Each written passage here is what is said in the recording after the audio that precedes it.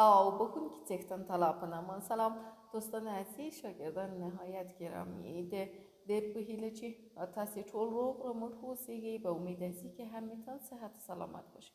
موقع تلورم طولگی که ما در صنف چهارم تلورم لوست و لوستل درس چهارم خواندیم. چی زموخ طولگی و صنف ما بود ده چی موق بخبل طولگی که با کم طولگی که نستی ما در کدام صنف نشسته ایم. توام طولگی و صنف چندم بود.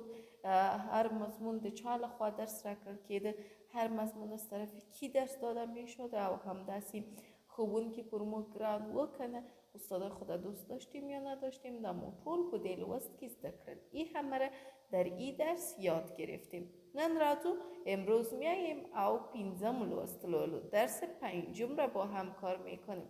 پینزم لوست درس پنجم پنجم لوست درس خبری اتری گفتگو موخ هدف دمتن سم درست لوستل خواندن لیکر نوشتن او و تخبرو کولو حرف زدن ورتیا استعداد ترلاسه کول به دست آوردن.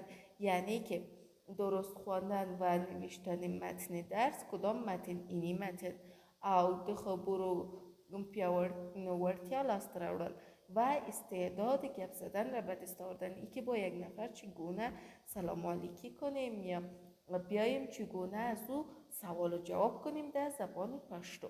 خب این یکی از اهداف ما هست. یکی از چی است؟ اهداف است.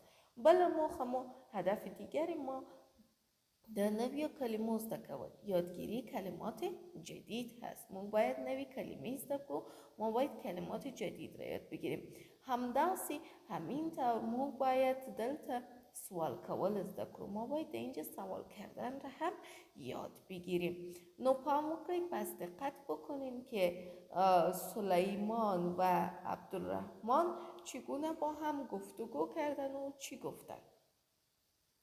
پوښتنه سوال تاسی شما نن امروز لچا سره با کسی خبری اتری گفتگو کرده اید. شما امروز با کسی گفتگو کردین یا نکردین؟ در خانه، در مکتب، هر جای. آیا با کسی گفتگو کردین؟ در مورد چیز صحبت کردین یا نکردین؟ سلیمان عبدالرحمن وقتی که اینا را میخوانین فقط دیالوگش رو میخوانین، یعنی گپش رو میخوانین، دیگه نمیگین، در هر جای دیگه نمیگین سلیمان عبدالرحمن. درست است؟ عبدالرحمن ورور برادر عبدالرحمن ستړی مشی مانده نباشی. سلیمان تو هم ستړی مشی مانده نباشی یا خسته نباشی. عبدالرحمن من امروز ښوونځي مکتب ته بعدم میروم. سلیمان یا عبدالرحمن نن ښوونځي ته ځم، من امروز به مکتب میرم. زه هم ځم، من هم میرم. تو در کدام ټولګي صنف کې هستی؟ په کوم ټولګي کې تو در کدام صنف هستی؟ من در چهارم ب ټولګي کې صنف یم هستم. په څلورم ب ټولګي کې یم. من در صنف چهارم ب هستم. ډیر بسیار خوب. عبدالرحمن کورنۍ دنده دی کارخانگیت را ترسره کردی ده انجام دادی؟ عبدالرحمن کارخانگیت انجام دادی؟ کارخانگیت کردی؟ هو بله کورنۍ دندمی کارخانگیم را ترسره کردی ده انجام دادم. بله کارخانگیم را انجام دادم. من هم خپل کورنۍ دنده کارخانگی خود را خود ترسره کردی ده انجام دادم. ما هم کارخانگی ما انجام دادیم. ډیر ښه ده. بسیار خوب است. ده خدای پامان. خدا حافظ. فعالیتونو که در فعالیت ها 3 دانه لغت داریم. لغت های جدید هست که ایره هم یاد میگیریم.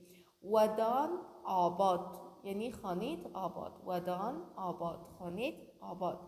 پرونی دیروز، پرونی دیروزینگه میتونیم بگوییم این دیروزی. کارخانگی دیروزی تا انجام دادی، دیروز تا انجام دادی. دنده وظیفه، دنده وظیفه. داود موقعات تحصیل است. ای بود درس ما و شما چی عبدالرحمن و سلیمان خبریت تری کردی و عبدالرحمن و سلیمان با هم چی کرده بودن؟ گفتگو کرده بودن. ما و شما گفتگو رو یاد گرفتیم. بسیار ساده گپ میزنیم. مثلا سلام، سلام، چنگی؟ چطور هستی؟ خیم، خوب هستم. تو چنگی؟ تو چطور هستی؟ زه هم خیم، ما هم خوب هستم. یا میتونیم امی قسمی که اینا با هم گپ زدن. عبدالرحمن و ورور برادر، شما میتونیم بگوین ملگریه، دوستیم. ستړی مشی، خسته نباشی. سلیمان تو هم ستړی مشی. سلیمان تو هم خسته نباشی. زه نن ښوونځي ته ځم. عبدالرحمن من امروز مکتب میرم. زه هم ځم، ما هم میرم. تو په کوم ټولګي کې یې؟ تو در کدام صنف هستی؟ زه په 4 B ټولګي کې یم. من در صنف 4 B هستم. ډیر ښه، بسیار خوب. عبدالرحمن کورنۍ دنده دې ترسره کړې ده؟ کارخانگی تر انجام دادی؟ هو، کورنۍ دنده می ترسره کړې ده. بله، کارخانگی ما انجام دادیم. ما هم خپل کورنۍ دنده ترسره کړې ده. ما هم کارخانگی ما انجام دادیم.